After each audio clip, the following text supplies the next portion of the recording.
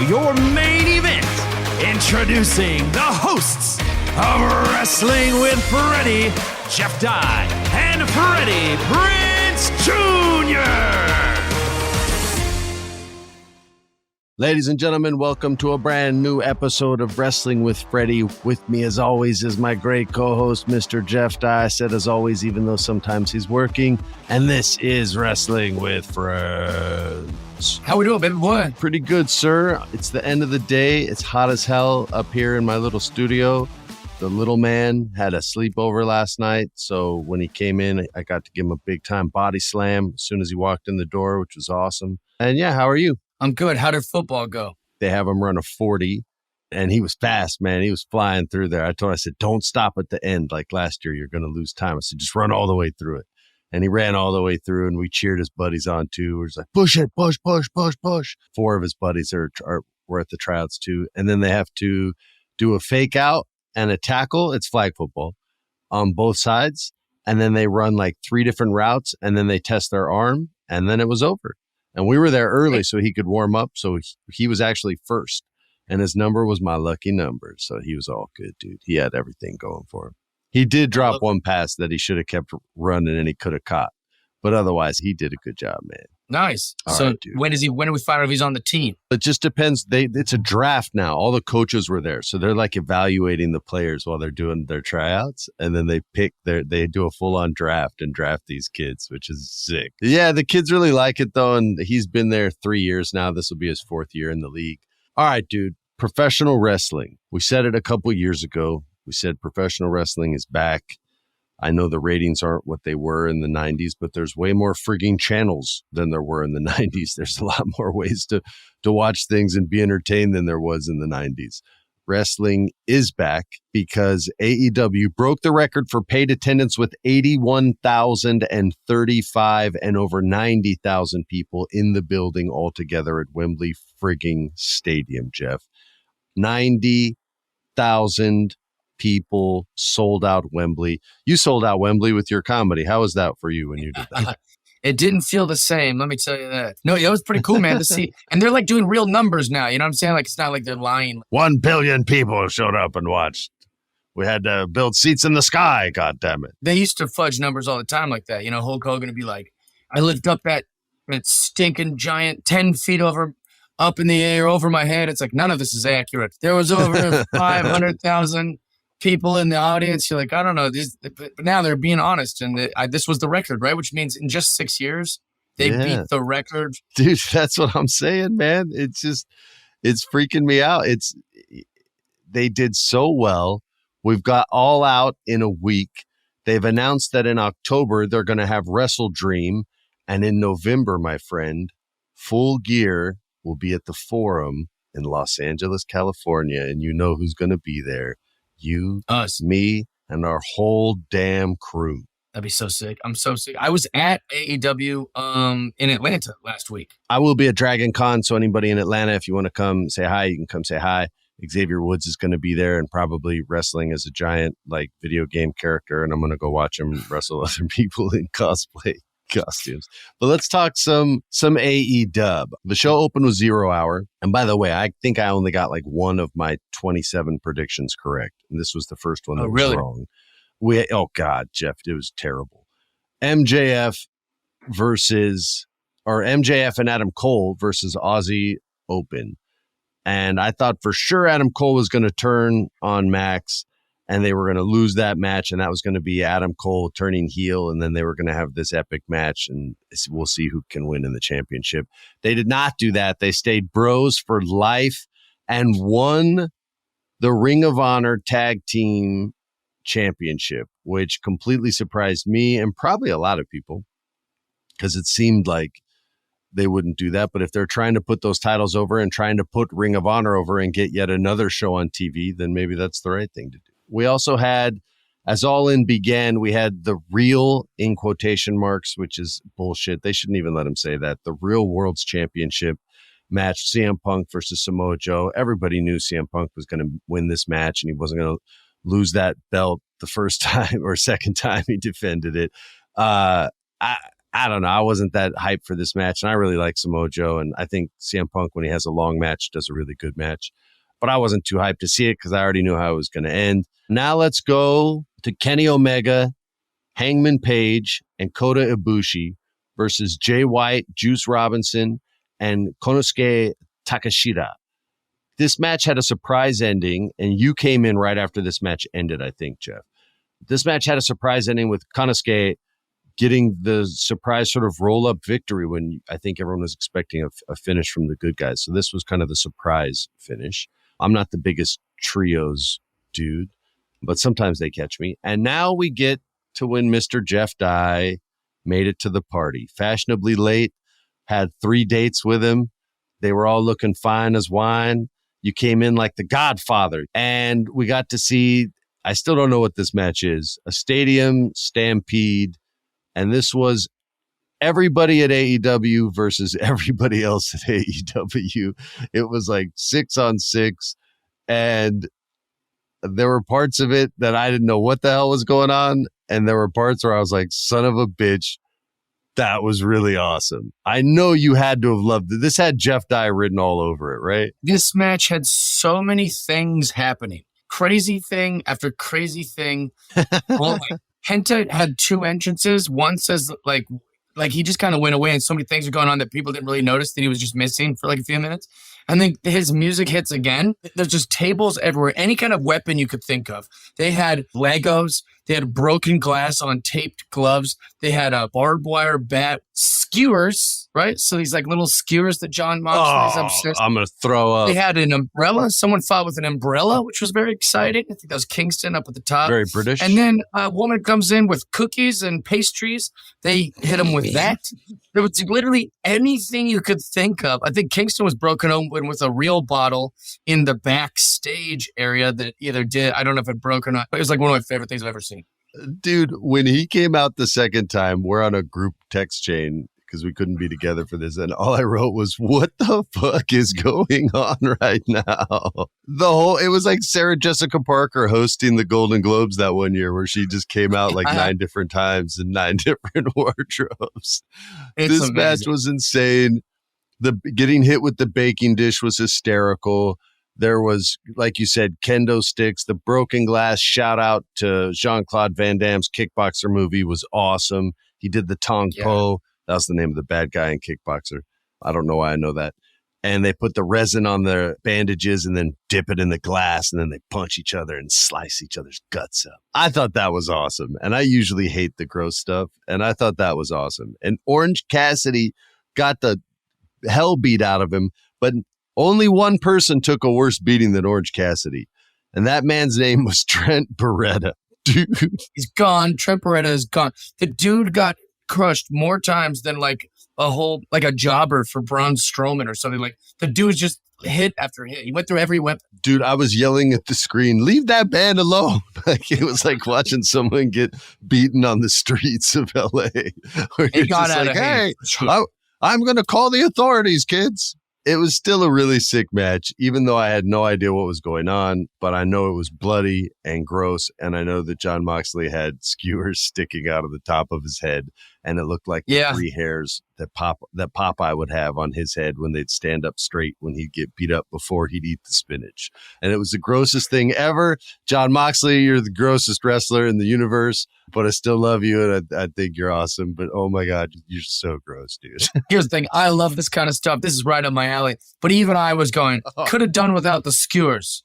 I was like, what are we doing with these things? There was also a screwdriver at one point in the thing. Oh, like God.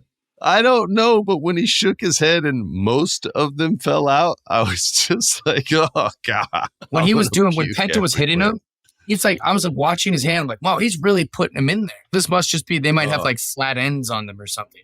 But then when they stuck, I was just, all right, it's worse. That's real. I thought it was like some sort of parlor trick, but it wasn't. It was wild. The winner of the match was the Squozen one, Orange Cassidy, the best friends, Kingston and Cero Miedo.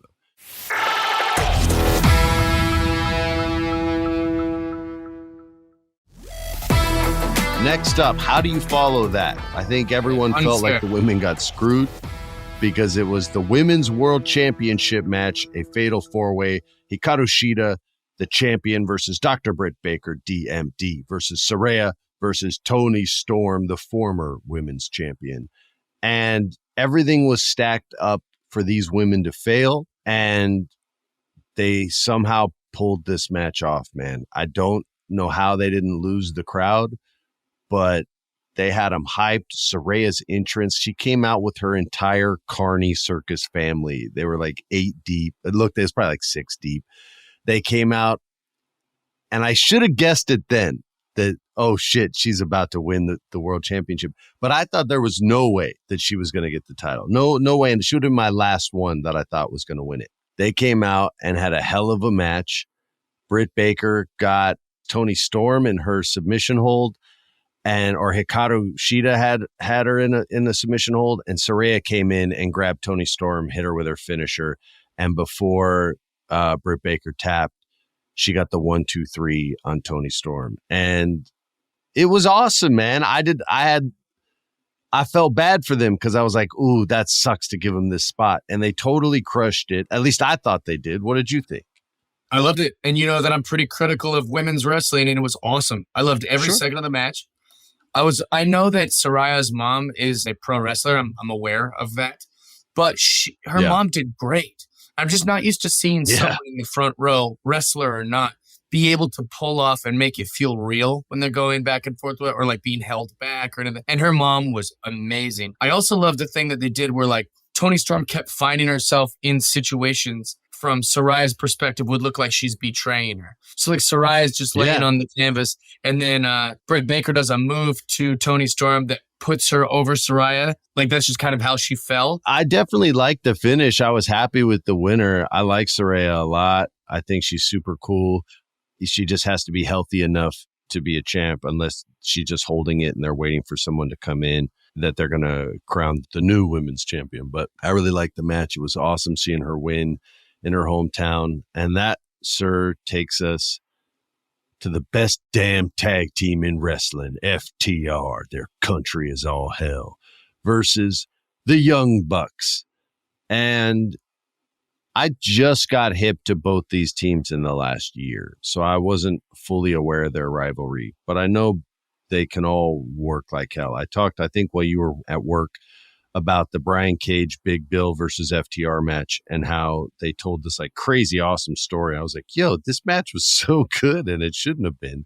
And the Young Bucks wrestle the exact opposite way. All they do is move around and dance and do what Braun Strowman would say, the flippy floppy shit, but they do it really cool. And it was to see who the best was going to be. And these guys beat each other's ass for a very long time. And FTR got the victory after they did each other's moves and each other's finishers to each other 20 different times. And they go to shake hands at the end of the match like, come on, fellas, let's bury the hatchet. The better team won. Let's go. Come on, shake it out. And the Young Bucks, the two brothers, they look at FTR and they just go, you know what? Fuck you. And they just walk away. We're not shaking your hands. This shit's not over yet, you bastards. And they just walked out. And I thought that was cool because it at least gives them, they can come at each other again and you can let one guy's be heel and the other guys be babyface. And AEW doesn't care. You're allowed to cheer for whoever you want over there. Did you dig the match, man? No offense, but I think this was one of the most forgettable kind of matches of the night for me. It was fine. It was good. And I like this feud, so let's keep it rolling. But I just didn't feel like it had very many poppable moments. It didn't have very many, like, the stakes didn't feel that high for me anyways. And like they had that like chill kind of like press conference that was leading up to it that was supposed to like build, but it seems so casual. Well, let's discuss one of those great moments. To me, the greatest moment. The GOAT, sir, the Ocho, El Capitan, Mr. Chris Jericho versus wrestling's Tom frickin' Hardy. That's right, Venom himself, y'all. Will Ospreay. I was not hip to this dude until lately. I had seen the Instagram clips of him getting flipped off the top turnbuckle and landed on his feet, and people put graphics of him turning into a Super Saiyan when he does it, which is pretty awesome, by the way. But I wasn't as hip to him. as I have been lately. And that promo that he cut on Wednesday night where he's like, this match will change my whole life, Brev. You don't understand. It's going to change my life. I was just like, holy shit. This dude will never sign with WWE. 100% he's signing with AEW, and they are going to kill it next year because his contract's up in January with New Japan. This match did not disappoint. These two men went back and forth. This match was awesome. Will Ospreay can do anything off the top turnbuckle, anything in the air.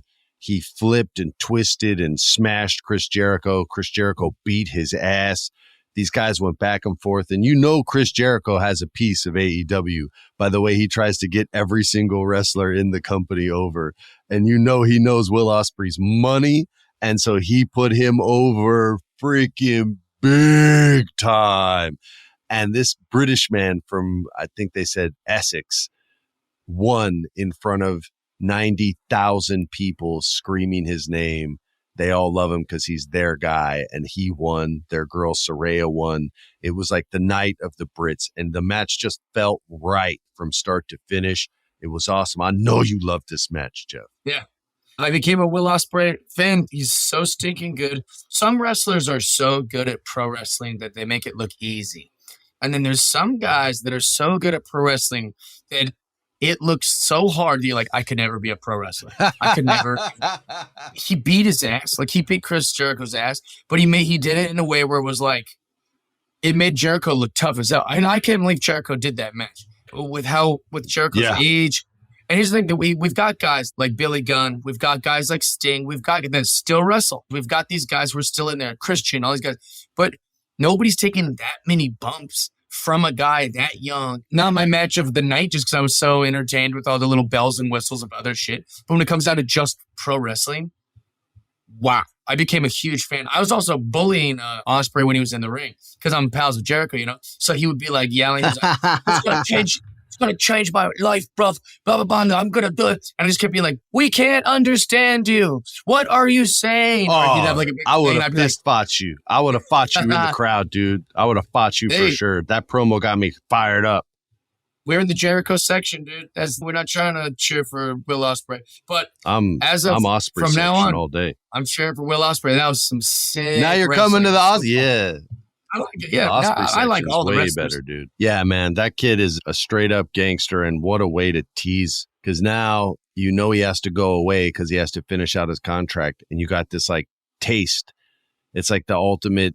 Your appetizer is your entree, but they only give you a bite of it, and it's the best entree you've ever had. And you're like, oh, now I got to wait 20 more minutes for this son of a bitch to get done cooking. Damn it. I think that he knew that this was his moment. You know, when someone says like, hey, listen, this is your role to lose. Go in there and have a hell of an audition, or go in there and make the whole crowd laugh. This is your spot. We picked you because you're great, but like, you better deliver. And he delivered. And because of that, he's going to be the most wanted wrestler around, when his contract's up. Yeah, he is.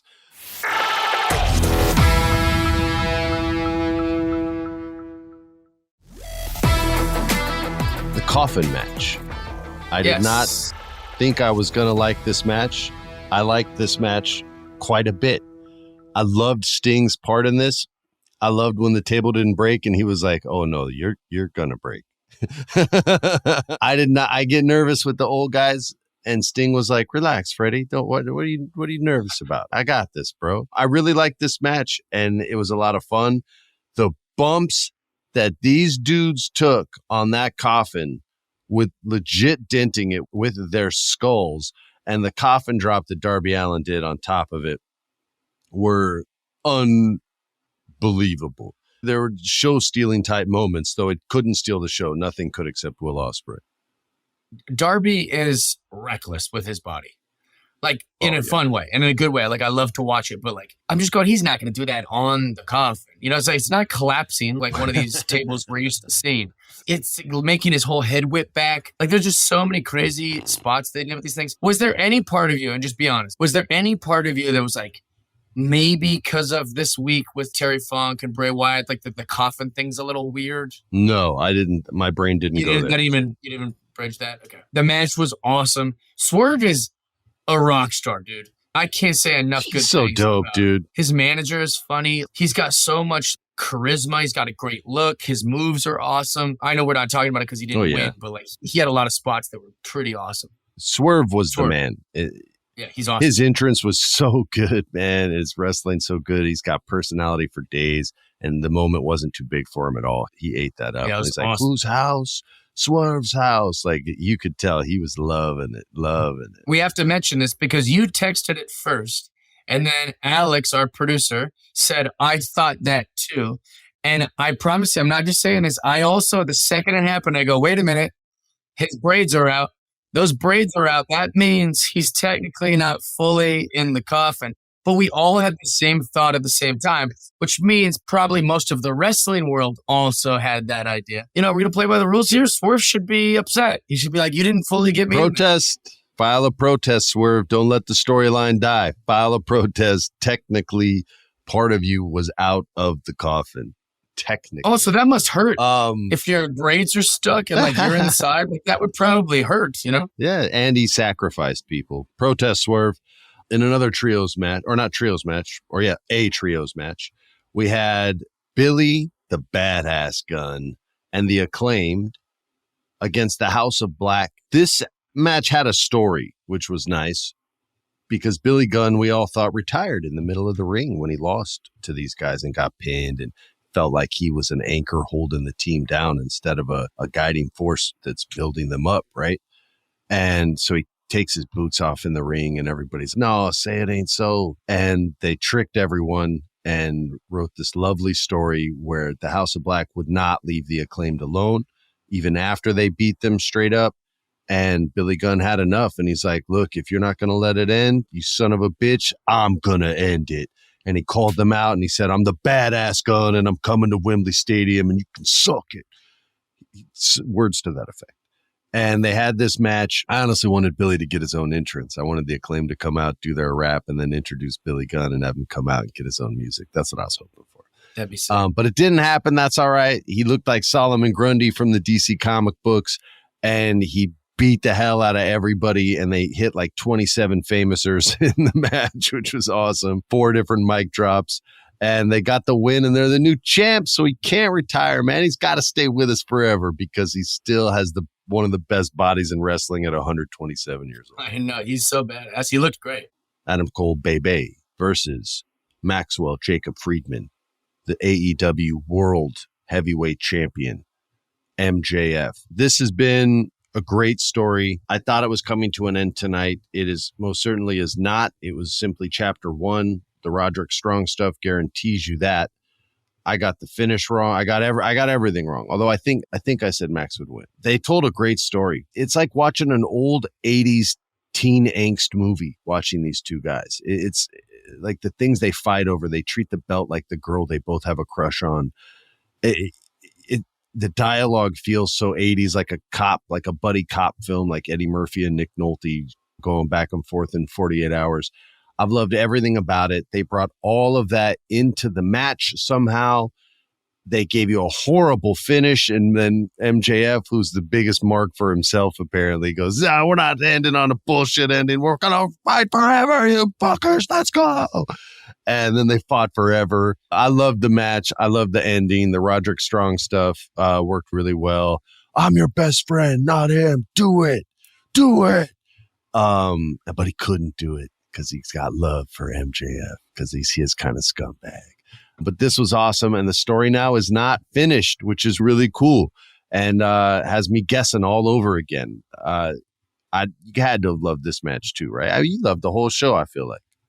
Yeah, the show was awesome. And this match was great. There were so many little MJF-isms in the match where I would go, I've never seen that. And I think that's something MJF like made up or did on his own. I'm trying to think of what they were, but like every time something would happen. Oh, like gaining his trust by being like shaking his hand and Adam Cole thinking, I can't shake his hand. And then he shakes his hand and goes, no, just talk about sportsmanship. And then he starts his own sportsmanship chant. He does it like a few more times and Adam Cole gets comfy going like, yeah, all right. Yeah, this guy's, he's a changed man. And then all of a sudden, like on the 6th one, when he goes to it, he pokes him in the eye and then turns to the crowd like, right, down MJF, baby. It's like those little things are so great.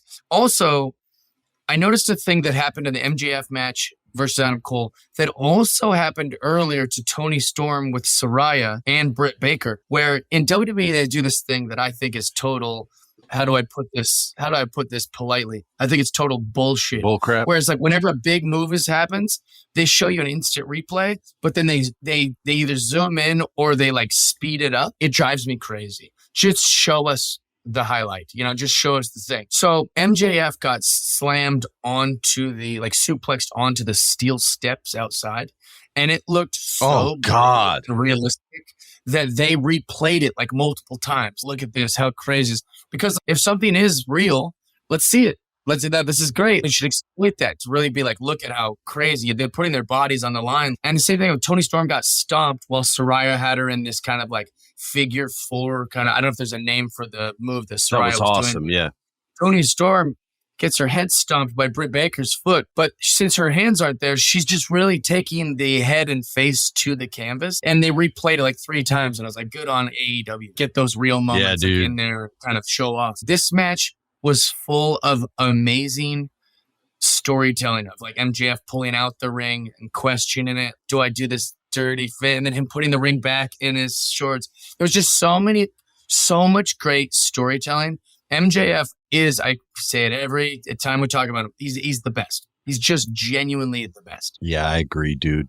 Jeff, tell the people where you're going to be this weekend. I will be in Bakersfield, California this weekend, so not too far from where we live. You should come.